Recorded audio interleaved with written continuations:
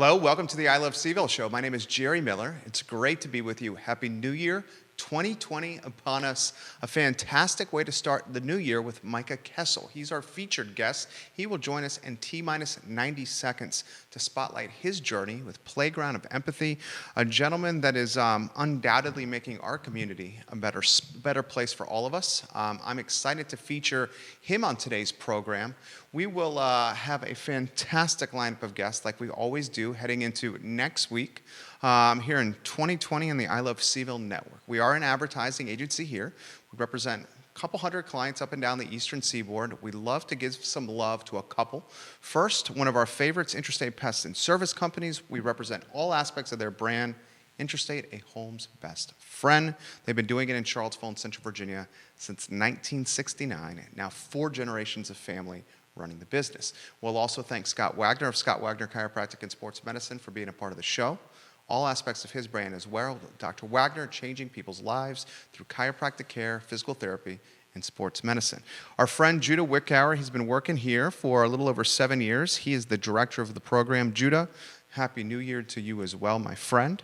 Why don't we go to the studio camera, please, and let's welcome Micah to the show. Micah, good afternoon, and thank you kindly for joining us. Happy New Year, Jerry. 2020. Yeah, it's a future moment. It's a future moment indeed. Yeah, the future is here. I love it. I love that line. How does it feel being in the future? It feels great. I'll tell you what, we spent about 20 minutes before the show started, and you were just absolutely inspiring and blowing my mind on a lot of things. I'm excited to showcase that on the show. Before we go anywhere, we try to personalize, localize, and humanize our guest, which is you. Who is Micah, and what makes you tick? Well, thanks for the compliment. I think we live in an inspiring and mind-blowing world. Sometimes it blows our mind in a way that we don't like, but sometimes we're really positively mind-blown. So what makes me tick is finding the ways that we can be inspired and really open our eyes to the beauty that's around us. I think ever since I was a child, I was looking for that kind of space of where's the beauty, where are the places where we can feel more, where we can be more excited. I think you mentioned there's 2,200 people listening at this moment. Yeah. So at this moment, we're connecting to 2,200 people in 2020 on January 2nd. That's pretty exciting. That's pretty exciting. That's pretty mind-blowing. That is mind-blowing. That's pretty mind-blowing. So let's all blow each other's minds in the next 45 minutes. James King of King Family Vineyards just gave you some props. Natalie Grant, watching the program right now from Chicago, Illinois. She says, I love watching this. Go, Micah, go. If you'd like to relay any perspective to Micah, put it in the comments section, and I will pass it along to him. Now, let's talk about what we call the birth story or the flip book of your life. Where did Micah's life begin? Yeah, questions. Yeah. My life began with questions. Like even now I'm asking myself, James, Natalie, what are the words that define the future that you want to be living in 2020? Like if we find that out in the next 45 minutes, I'm counting on you for that answer. That's a small miracle. So James and Natalie, thanks for considering that. What are the words that inspire our futures? Life always begins with a lot of questions, right? We have this from a neuroscience perspective, from a psychology perspective. Our brain is not formed. Parents love to say, well, my kid just came out with a personality. When in truth, right, like everything's developing from a very early age really quickly. We're forming all these connections and all these networks in our mind, trying to understand what they mean. So a child's life is about questions, asking questions, and those questions define the borders of where we are and who we are. And for me, growing up in a relatively homogenous environment in Connecticut, and then moving to New York and kind of going back and forth from this space that is a pretty white space to a highly diverse space where everyone's different equally in New York City. A lot of the questions were about identity. We're trying to understand, having a Korean mother who has some Japanese heritage as well, and an American father, 5th generation New Yorker, with a Jewish background, when both of them being Buddhist and working in social affairs. What does that mean for how I want to feel about the world, how I want to relate to the world? So really common questions, I think what are the nuances around those things is what we're all trying to figure out as children, and that was definitely part of my journey. How does a 5th generation New Yorker meet an inspiring Korean woman. Tell us that story with your parents. Yeah, well, my dad was interested in Buddhism around the age of 20. Okay. By now, he's a Zen master and he teaches all over the country. Cool. And they met in a temple in New York City. Awesome. Yeah.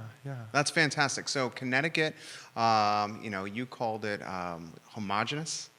Yeah, people were very much part of I would say, what we traditionally thought of as the all-American community, and what's really, that definition is constantly changing, and luckily it's constantly changing. Agreed. How was it when you were growing up?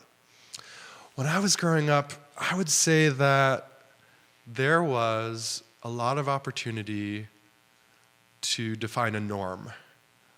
There was a lot of unspoken, subtle ways of looking at what's normal in society. I lived in Holland for 12 years and Belgium, and there's a saying in Dutch, which any Dutch listeners would know, and it's really common. It's "doe normaal," and that means be normal, do the normal thing. And what it's talking about are kind of the values of our society that we feel comfortable with. And Connecticut has a lot of those comfortable values, at least it did back then. And so I think being told that things are one way, and then growing up and understanding that one way is exactly what it is, it's one way, is a journey that was part of my life. Every day, as adults, while we're all adulting super hard, we're trying to understand, what is society telling us to do, and how do we actually differ from those things, and what's okay? Is it okay to differ? What's our sense of should? As they would say in the lab that we work with, what's the sense of should?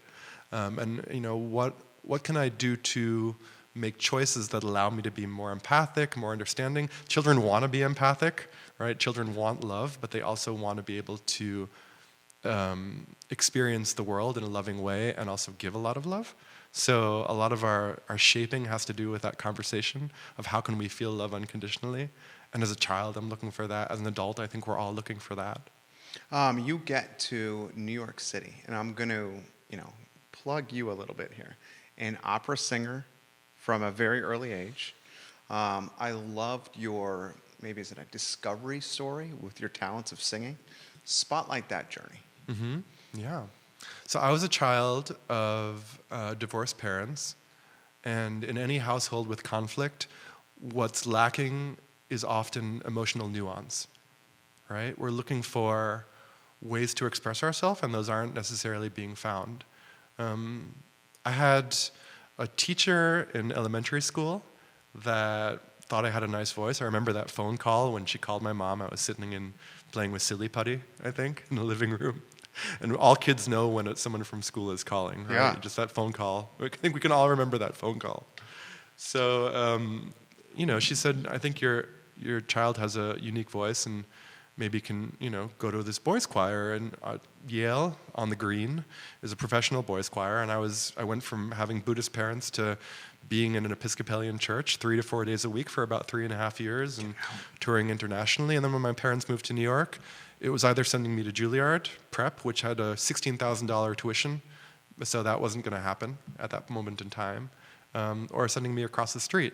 And before I knew it, I was singing Happy Birthday for the director of the children's chorus, Elena Doria, who's a fantastic woman, of the Metropolitan Opera. And next thing I knew, I was covering Magic Flute Performance, which was, for those of you out there who are opera fans, Kathleen Battle was the Pamina, Dawn Upshaw was the cover, which is a funny thing to say since she became so huge as a singer in her own right. And that led to three years of being in and out of school, getting to miss class, in order to stand on a stage and look at 4,000 people looking back at me. That's awesome. Yeah. That is awesome. What are some of the memories you have? Were they all positive, being an opera singer? Does an opera singer of your talents experience stress or fear while getting on stage and performing for 4,000 people? Yeah, as a kid, you just want to we were playing sports and in the studio basements or taking the backstage lift all the way up to the top floor when we weren't supposed to. Yeah. So you're having fun. We were having fun. We were having a really good time. It was a sense of community, right? Opera, to many people, is this highfalutin society thing that certain people do, and it absolutely is. That's how I see it, and I'm a layman. Well, I mean, there are all things in society where we feel like we belong more or less, and it often has to do with the way that it's presented to us, as you know. Yeah. And I think the interesting thing about opera is it's a design space. It's a highly designed space. Like all this organization, all this beauty, all this money and thinking goes into how to make a space and how to allow that space to be somewhere where people can express their emotions, and how can we as an audience go into someone else's story, and by relating to that story, how can we understand something about the human condition, about who we are or how we feel or how we think about things, right? On one hand, it's the old adage of the big soprano with horns on her head and a spear in her hand, right? But on the other hand, these are stories about betrayal, about deep unhappiness, about people who can't take life seriously. And we're sitting there having opinions about these people, and that teaches us something about how we feel about ourselves and the approaches we want to take in life. So to sum it up, opera was for me about design spaces that allow for more emotions to be felt, heard, and understood. And that's ironically what I ended up doing anyway as a career. The foundation, in a lot of ways, of Playground of Empathy, a business that you co-founded. We're going to get to that. I'd love to hear the journey of you going from opera singer in New York City to entrepreneur, influencer, a person who is inspiring others in Charlottesville, Virginia. Yeah, opera is one way to express emotions. I think for me it wasn't so much about the singing. It certainly wasn't about the performance. I'm not a spotlight person, I would say. You handled spotlight well. And I've known you for 45 minutes. You're cool, calm, and collected. That's probably just the training. Yeah, I mean, there's the training we have, right? And then there's what we want and what we feel in life. I'm interested in the design element of life. I'm interested in allowing for spaces that allow other people to feel in the spotlight. I'm still wondering what James and Natalie are thinking about their 2020.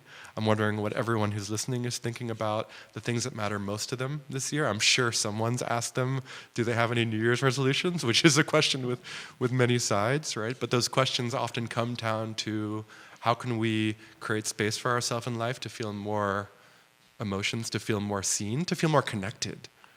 And so that was what opera was about for me. And likewise, after going to San Francisco Conservatory of Music and performing there, moved to the Netherlands, went to the Royal Conservatory of Music of the Netherlands, and then eventually was touring a lot internationally, continually singing. But I was making all these art projects on the side with a collective. We were doing multimedial dance projects with technology, looking at how language and movement are connected. We were doing consultations for governments of Scandinavian countries, looking at how border countries like Finland and Russia can have better social relationships through design thinking. So I was already kind of developing more that backstage mentality of how can we create spaces where people can have better conversations.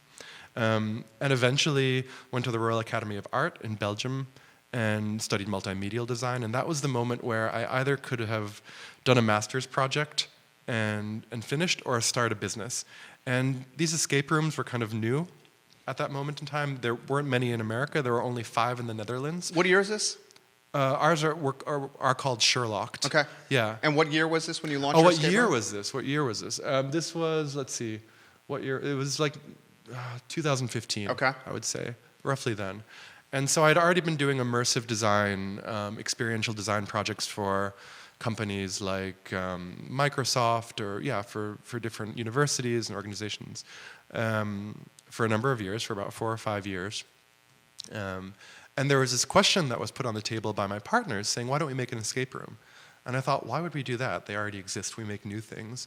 But then I played one, and I realized this could be so much deeper. Escape rooms could be so much more emotional and aesthetic and theatrical and cinematic. Often they're kind of like red, green, blue is 4, 5, 7. And I think we were looking for how can people go into a room for an hour and come out feeling more connected, more excited, more like they were really part of a story that you could usually only see in passive media like the movies. Yeah. So we were really looking to find out how can we innovate this space of immersion. And that was the basis for starting this mystery design experiential company. We became the top experience design company in Amsterdam, have the #1 escape room in the world, according to TripAdvisor, at least if you're looking at the amount of stars. Nice. And started developing projects and coming up with concepts for Disney, Google, the Diabetes Fund. We made an experience that allows people to feel what it's like to have diabetes by talking to researchers and doctors, looking at the metabolic reactions of diabetic patients, and then creating puzzles that allow people to have the same metabolic reactions. And that was the part that really excited me. Like, the entertainment part was okay. Similar to opera, the spotlight entertainment part was maybe for some of my partners more. It wasn't really my deepest interest. My interest was really looking at how can emotions and the study of emotions deepen our understanding of how we can design in a way that can really benefit us as individuals and benefit the way that we feel comfortable in society, and therefore can innovate society. So and you have a ton of people watching here. Let's give some props to the people watching here. You're going to have to help me with some names here. So we have, what's this gentleman's name right here? Where are we looking? Right here. Oh. He says, "Greetings from the Baltic Sea." Yeah. He is watching right now. Yeah, well, his middle name is Wojtek, and his last name is Jaskot, Okay. which is a Polish name, I believe. We have Brechje, and I'm messing up your Brechje. name. She's watching from Amsterdam in the Netherlands. Is that Brechje van Dijk? Yes. So nice to see you, Hoi Micah. Brechje, hallo. Give it a like and a share. We have a bunch of moms that are watching right now. Grace is watching on DC, and she says, "What you are talking about means quite a bit to me as a mother of 3. Interestingly, Natalie, who is continuing to watch the show from Chicago, she says, "I'm a mom as well, and this is speaking to me immensely. Thank you for covering this topic here. If you'd like to relay something to Micah, put it in the comments section. I'll pass it along." Rose is giving you props. Brent Dickinson giving you some props. Sean What up, Dahlberg. Jasper is watching right now as well. Hoi Jasper. A lot of folks. I'm seeing 5 different countries watching the show as we speak. So your business that you launch in Belgium is taking off and is having momentum. You decide to peace out. I decided to leave, yeah. When your business is crushing it, you're building a foundation, you're doing something you're passionate about. Why did you leave? A deep burning question, which is how can, ideologically speaking, right, like fundamentally, how can we take everything that we know as people, because we all know different things, and some of the information's out there on the internet, but a lot of the information's out there in us, and the research we do and the things that we care about as mothers, as friends and family. How can we take what we know from a neuroscience, from a psychology, from an anthropology perspective, and how can that inform design in a way that allows us to create spaces that allow people to feel the most nuance and granularity about themselves possible, the most empathy for themselves, and therefore create the most empathic space for others. So is that your mission statement right there for the business? I would say that Playground of Empathy, more than a business, is a living ideology in time. Oh, I like and it's that. trying to answer that question of how can we create spaces to become more empathic with everything that we know about the self, about the mind, about society, about what's worked before. Right? We're super hungry to understand that question, and we try to answer that question by looking at different spaces. So if you ask yourself, Jerry, what is your relationship with sadness? Something that in American society is particularly, well, I think there's more space for it. Did you happen to see Frozen 2? No, I saw Frozen 1. Okay. I love Frozen 1. Yeah. So I wouldn't usually plug a Disney movie. My son loves Frozen. Frozen 2 is incredible. Okay, I need to see Frozen 2. I'm going to talk about this. Please. Because, I need to talk. I wasn't planning on it, but there's this one scene in Frozen 2, no spoilers, I promise, where the sister Anna is feeling sad. She's feeling sad, and she sings a song about it. And the song is not a song that's supposed to be about ignoring or pushing away that sadness. Which is what I do, unfortunately. Well, we all have spaces to grow. I have a lot of space to grow. So, we can talk about that. The moment in time is one where Anna is diving into her sadness and exploring it and trying to be brave to embrace that sadness, right? So there is an emotional evolution happening in the world. It's happening already, and I am a commitment to the evolution of infrastructures networks, and collaborations, which includes everybody that is listening right now and the way that we're all processing that. That's a collaboration. And I am a commitment to those collaborations towards contributing to that emotional evolution happening around the world. And fundamentally, that's what I try and bring to Playground of Empathy as a co-founder. Thomas Yee is watching in San Francisco. He says, congratulations, Micah. I love what I'm hearing right now. Thomas, what's up? Long time no talk. We will give, if you guys like to give some perspective or some comments or some props to Micah, put it in the comments section. I'll pass it along. You are challenging me in positive ways already. And the folks that suggested that you come on the show, Kelly Dow and Roger Voinze, said you would be an amazing candidate just because of how you go about life and your mindset and your open-mindedness, that it's inspiring to others that get into your stratosphere. And I'm feeling that energy already. So I want to throw this to you. You talk about how society is evolving and their acceptance, maybe that's not the right word, but how they manage, handle, view, emotions like sadness and failure and vulnerability. Yeah. So I come from a strong line of alpha males who nailed and drove home to us, my brother and I, as we're being raised, man of the household, be the rock, you have to be the duck, if you may, or the swan on the water, where the perception is everything is composed and fine. They may not see what's under the water, where the legs are kicking and shit is hitting the fan, and there's anxiety, and there's sadness and concern, but you can never portray it. And when you start compartmentalizing emotions like that, it snowballs and it creates even more of those emotions. So eventually they come out in ways that perhaps they shouldn't, like one too many bourbons, or not being able to sleep. Sure. So this is what I'm going to throw to you. The involving of emotions, the accepting of emotions in society today. Why is that happening? Why do you think we as a society are becoming more open-minded to embracing these in a public way? Well, I'll ask this question to our audience. Okay. What can we say to Jerry? Because he was just really brave. Thank you. And being vulnerable is always brave when it's truly vulnerable. And I believe that was truly vulnerable, in my personal opinion. Thank you. What can we say to Jerry to support him in that vulnerability and in the fact that he just put himself out there? How can we create that space? I think we're all trying to create space. For the mothers that are listening, they're trying to create space for their children to also be heard and understood while, in being engaged in the delicate balancing act of trying to guide them and give them the boundaries that they need to thrive. And, our inner children still need that. We still need to be heard. It's so important that when we express ourselves, there is that space and the acknowledgement of the beautiful thing that just happened is itself a part of that evolution. And we're all in it at the same time. I think a lot of the findings, on our board of advisors is Dr. Lisa Feldman Barrett, who's the president of the Association of Psychological Sciences and a professor at Northeastern, Harvard, and Massachusetts General. So this is a heavy hitter. She is one of the deepest thinkers in the brain since Darwin. And what she's looking at is how emotions are constructed, how emotions are made. In fact, if you're interested in learning more about that, I would really recommend reading How Emotions Are Made, The Secret Life of the Brain, which is a book that came out from her a number of years ago.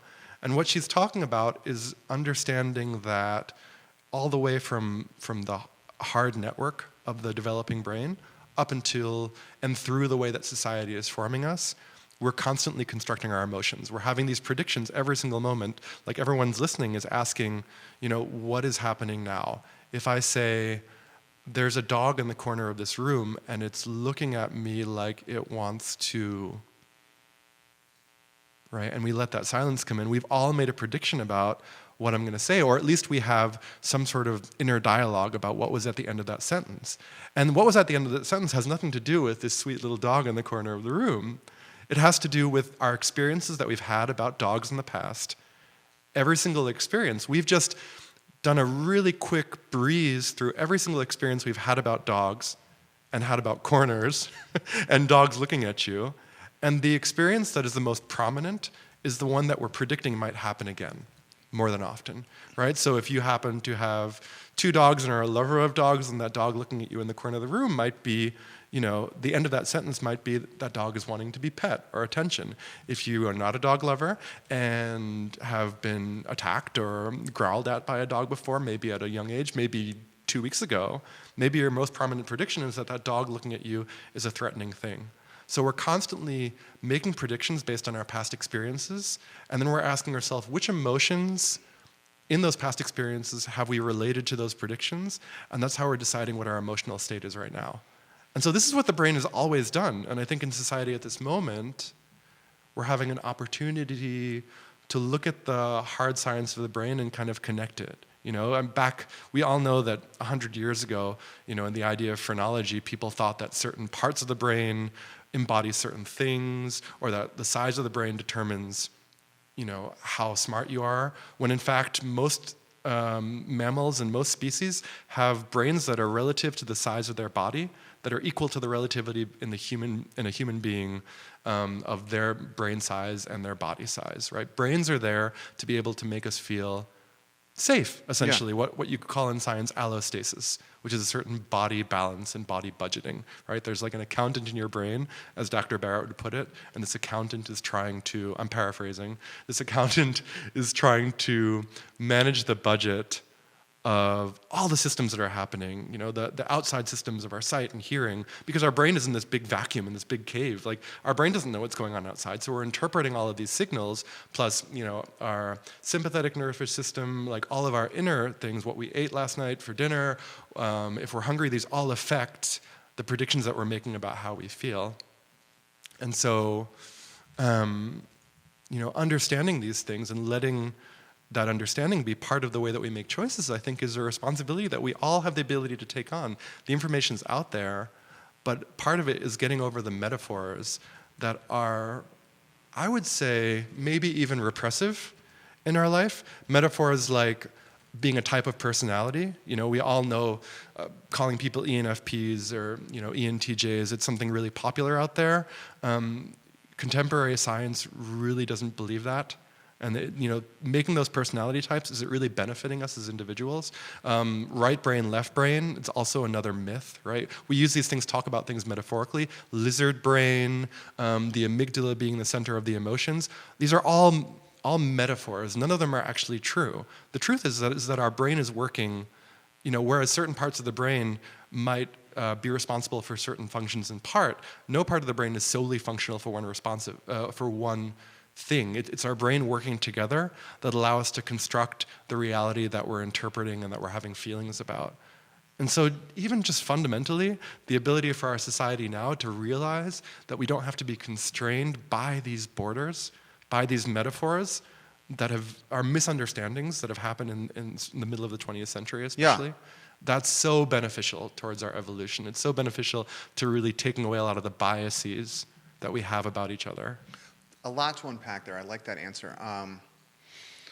So we are, I'm going to throw it to you this way. We are an advertising agency. Mm-hmm. And our whole premise and I don't have as many skills that you have. And you can see it by folks that are watching. Wouter Horn says, "Hi, Micah. Birds don't fly backwards, except for some birds that do, and you are that bird.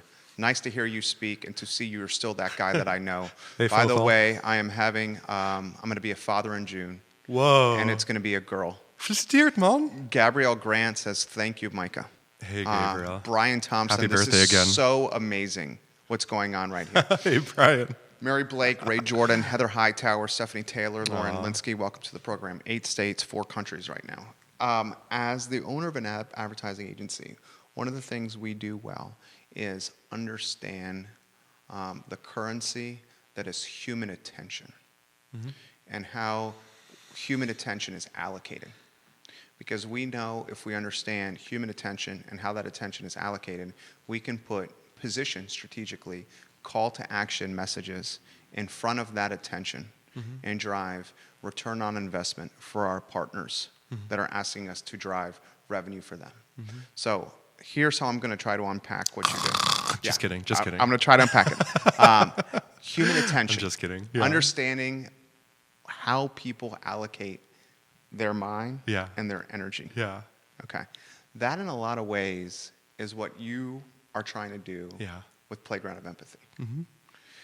You do it in a much more creative way than I do. Okay? With Playground of Empathy, and help me understand, your mindset is how do we come up with this immersive experience that is driving engagement, human connection, and at the same time challenging somebody to feel something that they're either fearful or unwilling to feel. Yeah, well, let me start by saying that a lot of our experiences are also about really positive emotions and being able to embrace those too. As people often say in therapeutic language, or this is actually, I think, a Brene Brown quote. If you dull one emotion, you're going to dull them all. So developing our sense of connection with the emotions of sadness or our biases is just as important in many ways as developing our connection with our feelings of self-love or our feelings of laughter. And Playground of Empathy has a mission to develop spaces around all of these different emotions. The reason I made the snore joke, which was pretty mean of me. No, I didn't mind it at all. I liked it. I liked it because you were willing to be yourself and not accept a social norm, which is in an interview, you just follow the rule. I respected it. Thank you, Jerry. Yeah. Thank you. I feel like I do want to qualify it, though, because there is a return on investment that we're all trying to make in the way that we're communicating, and we're trying to be fair and do justice for those who support us. Ooh. And we're also trying to gain more people to support something. And so the question becomes for all of us, like, what are they trying to support, right? I am a commitment to emotional awareness through the evolutionary movement happening now in networks, collaborations, and infrastructures around the globe. We all have New Year's resolutions. Those are our commitments. Do you believe in those? I believe that being committed to something doesn't mean that it's going to turn out exactly how you expect, but that commitment itself, being able to stand there and in the face of the imperfect people that we all are, know that you're seeing that commitment through to the best of your ability and knowing that you're innocent, and knowing that we need the space to be empathic towards ourselves as we make mistakes, which are part of our growth and not necessarily even better than our successes. That's so important.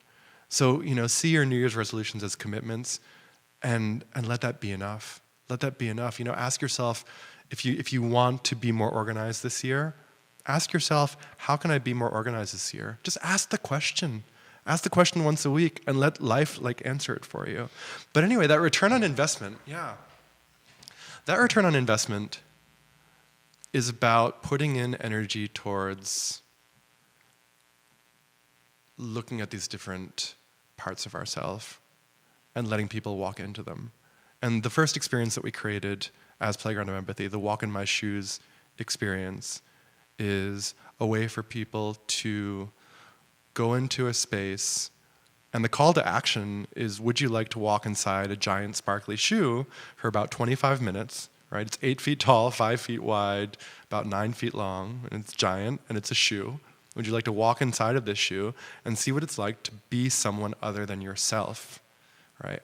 And so the backstage question, right? I like the backstage part, as I mentioned. The backstage question is, how can a collaboration between emotions researchers and scientists and designers result in the most effective empathy builder for an individual? And so you go into this space, and that's your call to action. Come walk inside the giant shoe and see what it's like to be a transgender man, early 20s, African American. See what it's like to be a non-binary 30-something college professor.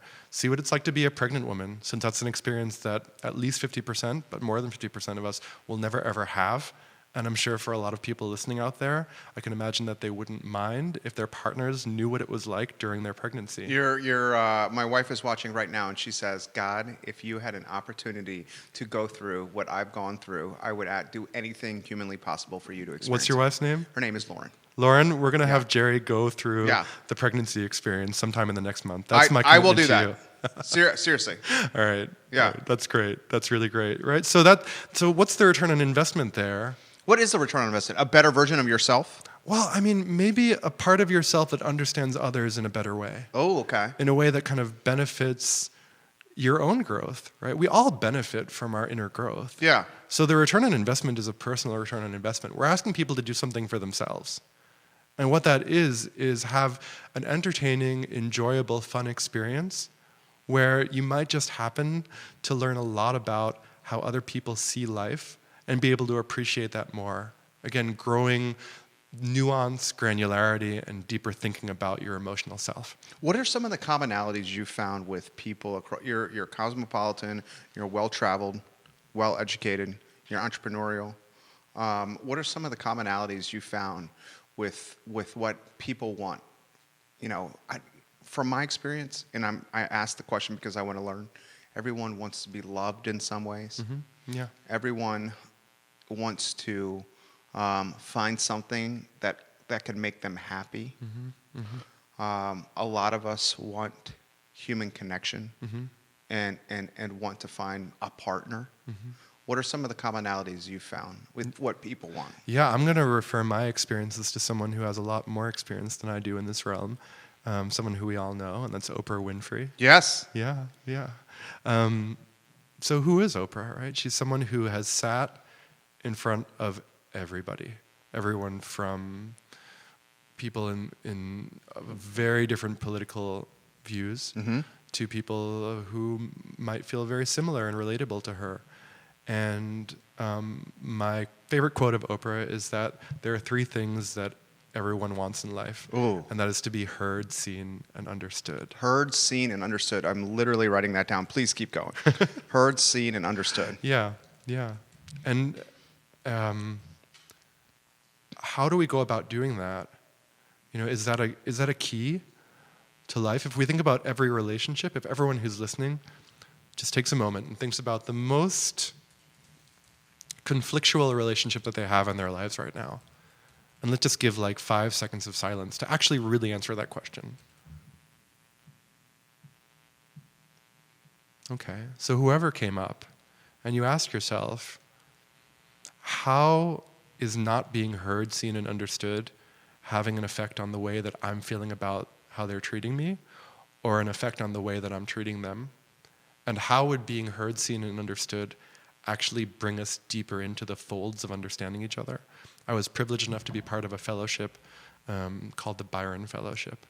And in this fellowship, we go through it's an entrepreneurial fellowship that is about developing sense of mission and connection. So it's one part, I like to tell people, I hope Gabriel doesn't kill me. I like to tell people it's one part visionary leadership, one part adult cry camp. It's a place where a bunch of highly developed thinking individuals can come together and really ask themselves, how does their sense of connection become a motor for their ability to bring success into the world for themselves and for others. So for those of you who are interested in that, I highly recommend applying to Byron Fellowship. And one thing that we do in the fellowship is we make these powerful conversation questions.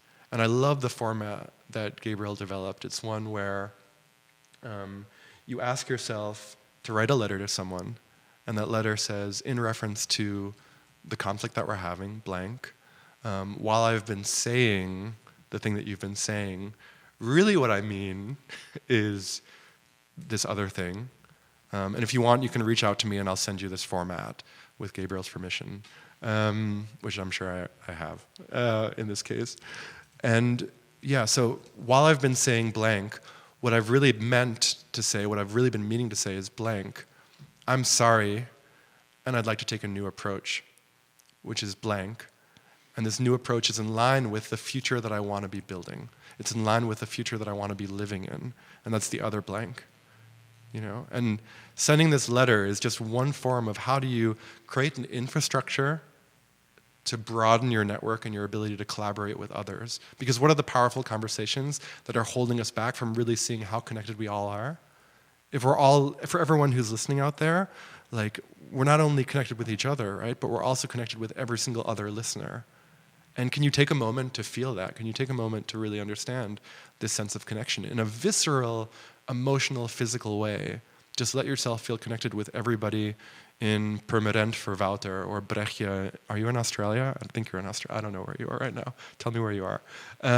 Or Gabriel in Washington State, assumably. Can we take a moment to feel connected to every single person in our neighborhood? Every single person in our state, even as painful as that might be? What is the benefit of allowing yourself to feel that connection and realize that the pain that you feel about that connection is a pain that we share? And the more that we tap into that feeling of sharing that feeling of the pain, the more we build our capacity to feel all of our emotions. I love that. Let's use that as a springboard to this. How has the ubiquitous nature of these smartphones and the ubiquitous nature of social media impacted positively and negatively that connection? Wow, what a question. I mean, look how connected we all are at this moment. Right. You have 9 countries watching you right now. Yeah. But is it always for the good, what's happening on this damn thing? I've heard people say, and I can't remember who I'm quoting, but that technology is not intrinsically good or bad. It's really about the usage. And I think it's definitely true. I mean, if there are people that don't agree with that, I agree 100% with that. Feel free to put your voice out there. I want to hear it. I think it would be really interesting to let yourself answer that question as an individual. Okay. How do we want to be engaging with technology? So I can just answer for myself. Yes, I'm curious. And hopefully this answer serves the community. I would say that it's really interesting to feel the value of the things in our life. And sometimes that value is most felt when we have distance from it. So there are days, one of my resolutions for 2020. So what, to take a time out from social? Are just to leave my phone at home and go out into the world for a few hours, for a day, and then come back to it and see the differences. And it's not punishment. It's actually, it's the opposite. It's a gift. It's a gift to leave my phone at home. That's not me saying that I think other people should do that. That's just me saying that that's my personal way of trying to answer this question, right? Life is so much more about the questions. To quote Dr. Barrett again, innovations or real changes happen in the science community or beyond, not by solving old solutions, but by asking the paradigm-shifting questions, right? So in 2020, how do we ask ourselves the paradigm-shifting questions? What are the questions we want to be asking ourselves over and over again and letting life itself answer those questions by just letting those questions be part of who we are? So one question that I'm asking, because of the question that you asked, is how can technology be a really supportive factor in my life? And I'm just going to let myself ask that question every day, and we'll see what happens. The first solution was leaving my phone at home, but if that changes in February, I'm not going to feel bad about that. So you left your phone at home today? I left my phone at home yesterday. Okay. Yeah. And how long did you go? I went about 8 hours. Did you feel, FOMO? Fear of missing out? I felt a lot of moments where I was reaching for my phone, right? Which I think we can all relate to. For me, it's like an addiction. And then I think at the moment when I was reaching for it and realizing it wasn't there, the next thing I did was check in with where I actually was. Ooh, talk to me about that. That was super fun. Yeah. I mean, let's just keep it really simple. It's super fun to realize that you can't go to the default and have to go to back where you are. Ooh. At the same time, I really embrace technology. I think, I know. Well, it's what you do in a lot of ways. I mean, yeah. The multimedia aspect. Yeah, I mean, it's a part of what we do. I think I'm really interested in the live spaces. So again, the Walk in My Shoes is an experience where you go into a live space, you have a real immersive experience. And we've taken some pilot data in the lab, which is preliminary, but what we've noticed is something that I'm kind of co-terming it the Sally Struthers effect, for those of you who remember Sally Struthers, which is, if we're watching something on TV and it's heavy or it's sad, and then we're asked to have some sort of call to action, to donate, to volunteer, that might have some sort of effect. We might donate, we might volunteer. A perfect example of this is like the commercials we see around the holidays of, we see, the SPCA commercials, animals being abused of some kind. And then the call to action is donate. Or the UNICEF commercials. Exactly. You know what I'm talking about? Yeah. Where I'm watching this 30-second or 60-second spot, and I'm literally having such an emotional connection to the spot that I'm thinking, I need to change the channel because it's making me sad. Yeah. A lot of the work that we're doing is in the thinking community around how we're looking at these things. So we're going to the Association of Psychological Science conference in 2020. We're talking to the American Medical Association. We're going back to Massachusetts General Hospital. We're talking to researchers at UCSF, and we're trying to answer this question, how can active media, as opposed to passive media, change the way that we're feeling about our experiences? I love this topic. What is the difference between, help us understand, active and passive media? So I think we learn through our experiences best in life. That's something that I feel pretty strongly about. And when you're watching someone else have an experience, like in a movie, there's a part of ourselves that are feeling involved in that, but there's part of us that are passively watching. And when we actually go into an experience, when we're given a space, I think it's really different than VR, for example. In VR, our brain knows that we're watching something in goggles, even if it feels real to a certain degree. It's really different to watch something in goggles, watch a kitchen, look at a kitchen through the face huggers, as my friend Ben Serafini says. I like that. Or to actually have a kitchen designed that you walk into and do something there. It's really different cognitively for us what's going on. Okay. And so what we've noticed in the really preliminary pilot data at the lab is that when people go through the experience, maybe they're having a big evocative emotion when they're going through the passive version. Like we did a test with the passive version, or they're just watching a video of it, or where they're hearing a dialogue about the experience. Or we did a version where people are actually walking into the experience and going through the whole experience. And what we'll notice is that people might have the same types of elevated heart rates in many cases, but the psychometric, the emotional response that they're giving afterwards tends to veer more towards the pleasant when they're going through the actual experience, where it's more unpleasant when they're just hearing about the experience. Interesting. And Why? Okay, so I'm planting a seed in all of us right now to ask that question, why? Yeah. Because we don't know yet. That's what we're trying to figure out in 2020. Why is it that immersive experiences, in theory, right, hypothetically, might give us more pleasant emotions? And if we're able to remember an experience we have more pleasantly, how does that increase our capacity to want to re-remember that experience and therefore act upon it again? Right? There's a lot of talk in society about doing things with grit. That's a big subject right now, especially with child education, just powering through. We're asking ourselves, what is the whole child? We did the Education First conference in Scottsdale, Arizona. I know it's a big topic that they're looking at. How do we look at the whole child, the whole teenager, and evaluate them in a way that kind of benefits them in society the most and benefits their future the most? And how does a child develop themselves the most? And David DeSteno is a renowned scientist also at Northeastern University. He wrote a book called Emotional Success, and it's really talking about how we need to replace grit, which has a shelf life, with emotions like compassion, gratitude, and pride, and how developing emotions around compassion, gratitude, and pride can be such a more life-giving and long-term way to reflect upon our experiences and to be able to initiate ourselves in the activities that we're doing. You're talking EQ. I'm talking emotional development, emotional intelligence. Yeah. In the corporate world, EQ. It's all a story about how can we increase our inner vocabulary and open our ears to someone else's expression, right? We might all have similar physiological responses to certain things that happen, but the way that we think and feel about those responses are based on our personal experience, and no one person's personal experience is less or more valid than someone else's, right? We're all just having our experience of life based on the nature of the life that we've been presented with. So taking time to understand why people are feeling the way that they're feeling is one of the best things that you can do with your time. That was on point. Wooter says, leaving your phone is a little vacation from modern reality. It's strange how we enjoy those moments and yet never do it. Louise is watching in Charlotte, North Carolina, and she says, I'm going to try to do this. Thank you for having this guest on your show.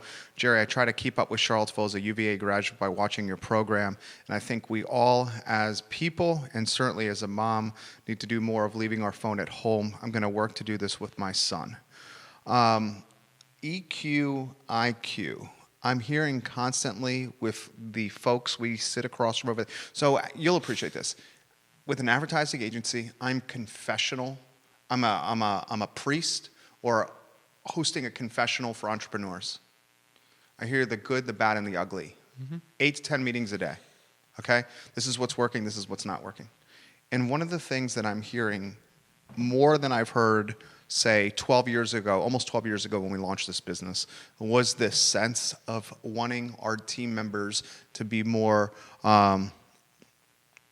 mindful or show more empathy or have more open-mindedness to what their fellow team member may be experiencing or what the person they come across is experiencing.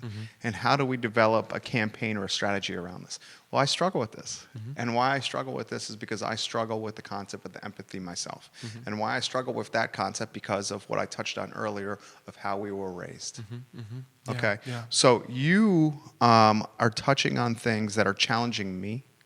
And where I'm going to throw this to you is because I'm learning now is the concept of EQ. You said it's a corporate moniker. Okay, EQ is corporate type of mindset. EQ in how it's being emphasized even more in 2020 and where it's going to continue to go. Yeah, the emotional evolution that we're all in together right now. Yeah, well, I think it's really important to say in terms of EQ and IQ that we have one brain. We have one brain. It's so important to remember this. We talk about our brain, again, in metaphors of having different parts that manage things like EQ and IQ, but we have one brain. And it's functioning in chorus. All the different parts are working together.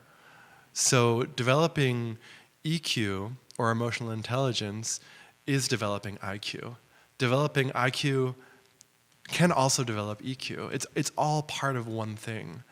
And to create emotional space to allow that to happen is something we can all personally do. Now, I decided to do it in terms of creating literal emotional spaces, right? So Playground of Empathy is about creating real, live emotional spaces. We're working on a project in New York City called Together NYC. You can find that on wearetogether.com for the New York City listeners. We're doing pre-sales right now. This is an experience about sense of connection. Why? Because the IQ of the statistics that we have in the country, right, say that 70% of millennials are unhappy with their friendships.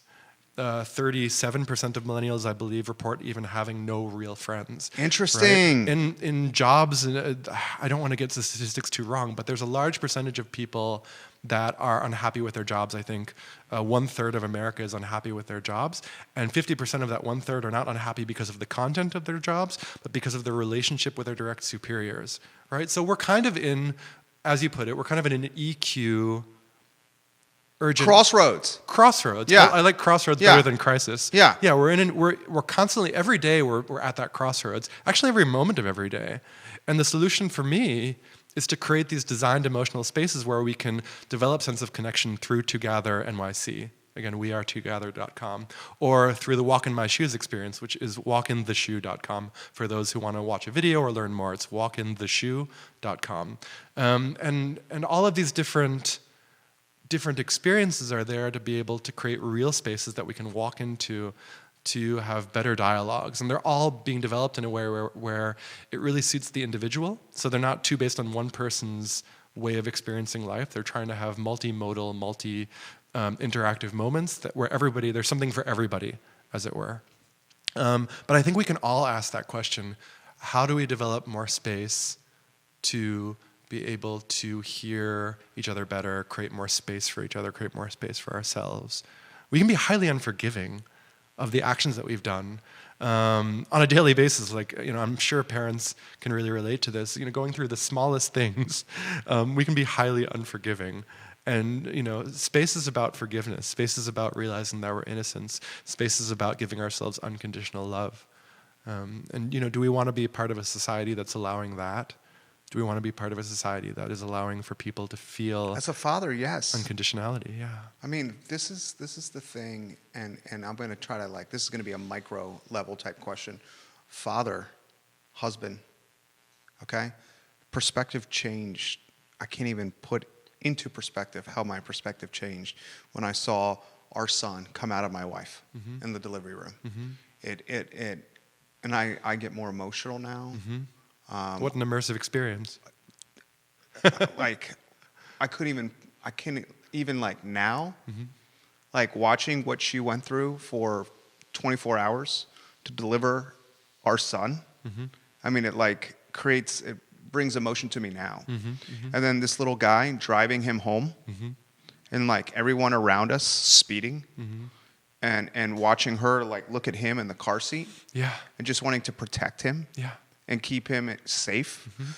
I am so almost terrified as a dad of this world that he's growing up into, especially in a community like Charlottesville, because I'm concerned that Charlottesville is turning into this like white, wealthy community.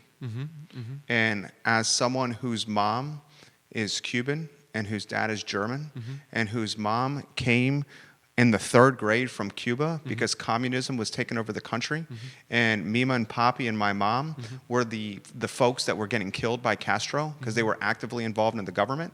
And Mima and Papi tell my mom at midnight on a Thursday night that you have to put all the stuff you care about in a backpack and get on this barge, and we're going to go on this boat at darkness and go to Miami and go from an upper class lifestyle to being a hotel maid, Mima, and a ditch digger, Papi, and you're going to go an English speaking school, Mom, without being able to speak English. The diversity and the challenges that she had to go through, I don't know if my son's going to be able to go through stuff like this in Charlottesville. Like, is he going to go to a school that's all white, all rich, all one mindset? And if he does, how's that going to impact him as he grows into a man? So I will throw this to you. The importance of going through a childhood or an upbringing in a diverse type of situation versus one that is not. Because in a lot of ways, you experience this in Connecticut. Yeah, I want to address this really head on. I would say that one of our biggest challenges in my perception as a country right now is understanding that our polarization is happening because, well, in part because we're being either really, really vituperative, really, really... What's that mean?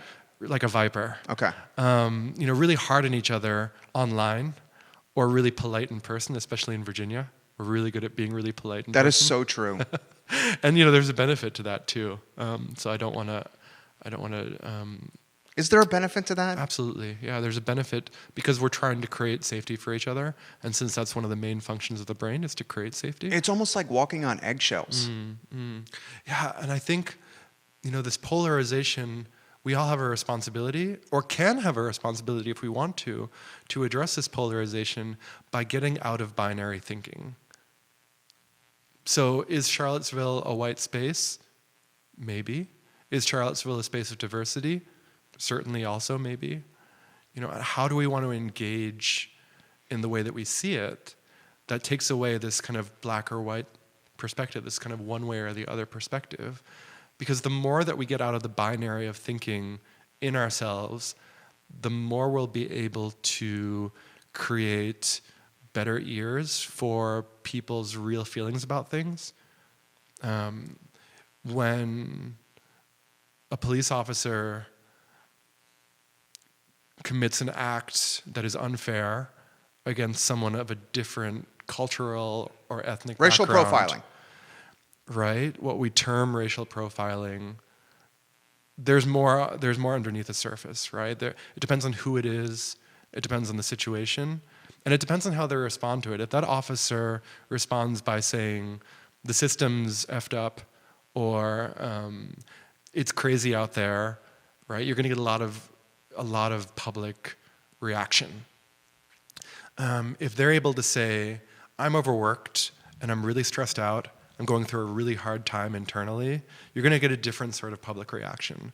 So how can we look inside and describe the situation of what's happening? For anyone out there who's been in any relationship with anybody, I think we all know the difference between when we say, I'm feeling this way because you did this, or because you did this, it's making me feel this way, which is not your fault, but this is the way that I'm feeling it. That opens up a totally different type of conversation, right? And in society, we really veer very often towards the first, right? Society did this, therefore I feel this way. You know, people are either this way or that way.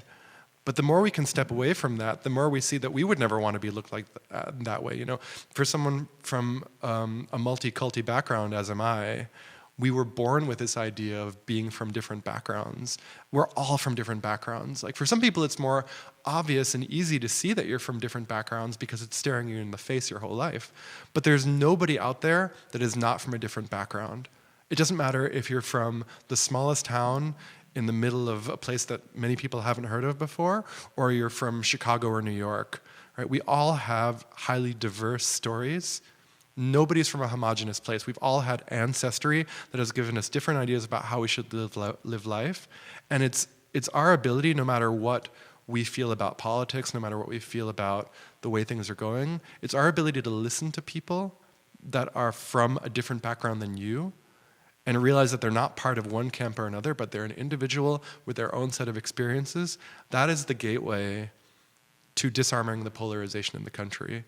And the mission of the Walk in My Shoes experience is to show how in 2020, how a giant sparkly shoe can walk around the nation and change the way that we're talking about our differences in a polarized nation. I love that.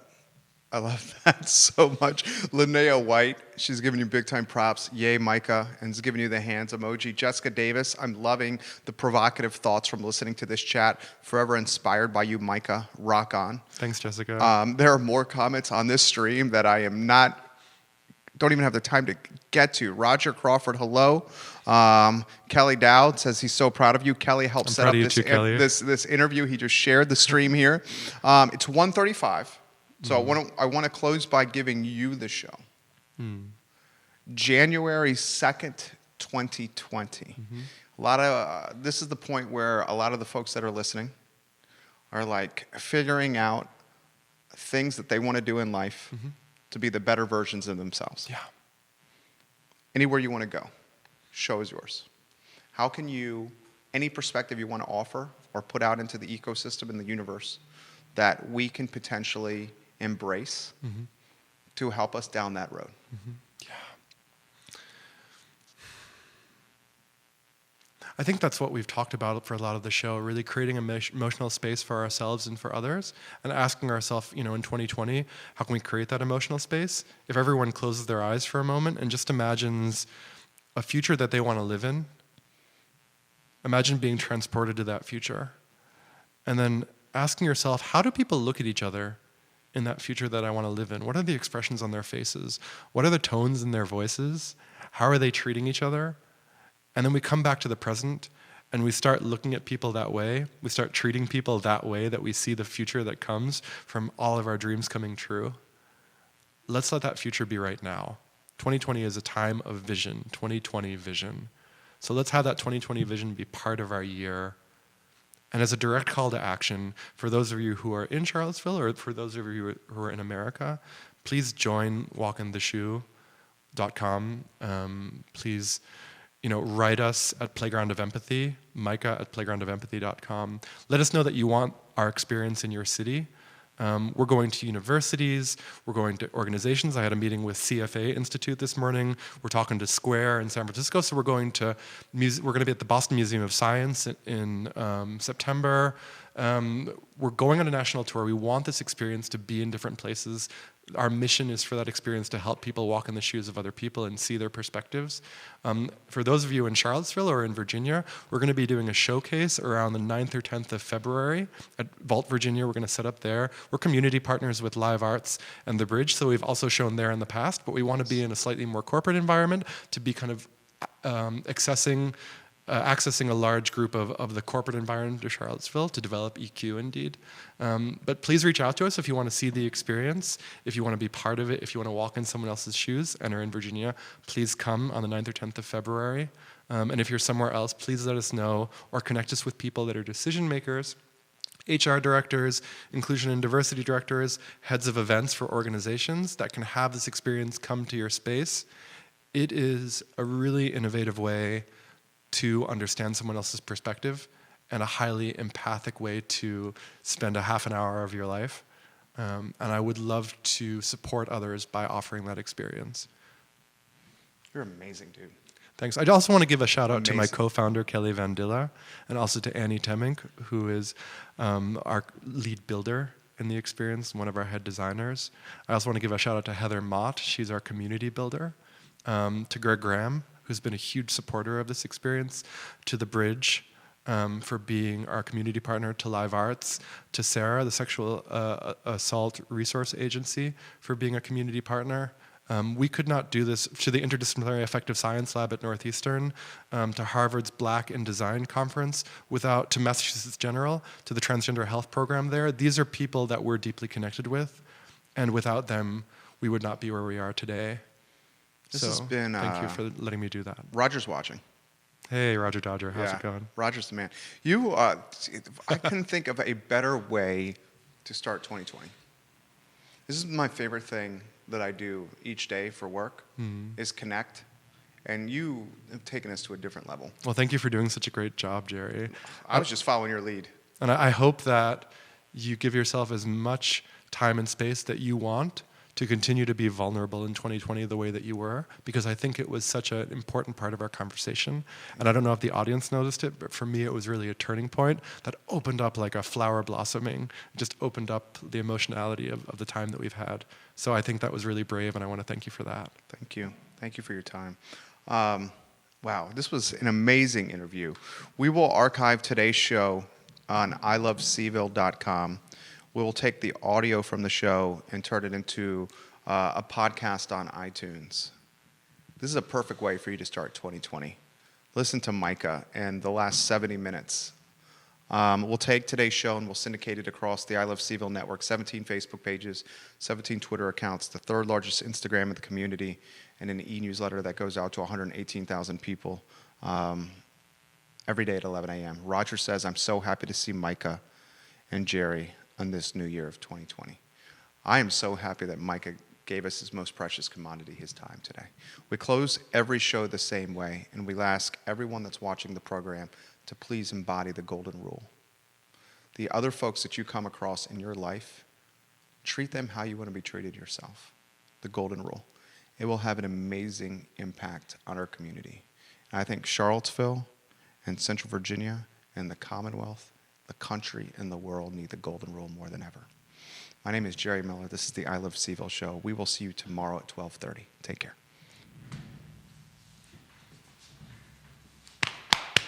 Oh, so good, man. Thank you. So good. Did you enjoy